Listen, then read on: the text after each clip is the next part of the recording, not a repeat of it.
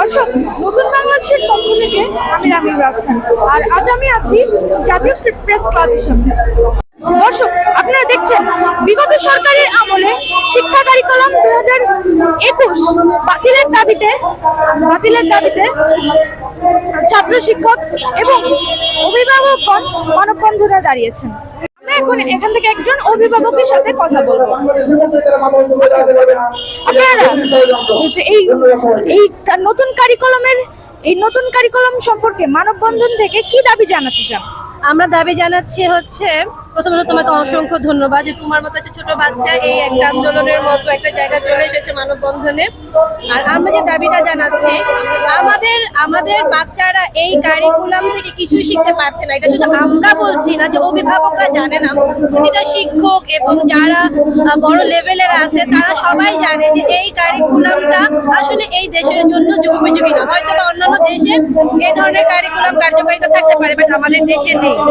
তাছাড়া এইখানে এই কারিকুলাম পড়ে আমাদের বাচ্চারা কি হচ্ছে, ডিভাইস ডিপেন্ড হয়ে যাচ্ছে, তারা পড়ছে না, তারা সারাক্ষণ এখন মোবাইল নিয়ে অ্যাসাইনমেন্ট করে, অ্যাসাইনমেন্ট নির্ভরশীলতা তাদের মধ্যে চলে এসেছে। তা আমরা চাই আমাদের সেই সৃজনশীল, সবার তো এক ধরনের মতবাদ থাকবে না।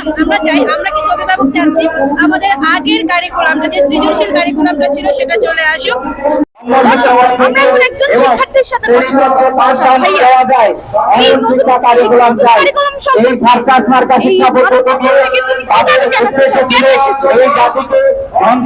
আমরা চাচ্ছি যে এই কারিকুলামটি সংস্করণের জন্য, কেননা 2021 সালে যে কারিকুলামটি অনুষ্ঠিত হয়েছে এবং আজ যা প্রচলিত রয়েছে, এই কারিকুলামের ফলে আমাদের কিন্তু মেধাশূন্য হয়ে যাচ্ছে।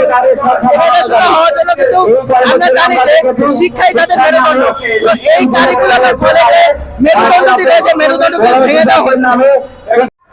আজকের এই মানববন্ধন থেকে ছাত্র শিক্ষক অভিভাবকগণ নতুন কারিকুলাম 2021 বাতিল করে আগের শিক্ষা কারিকুলাম ফিরিয়ে এনে ভোটের ভিত্তিতে নয়, মেধার ভিত্তিতে দেশ গড়ার প্রত্যয় জানিয়েছে।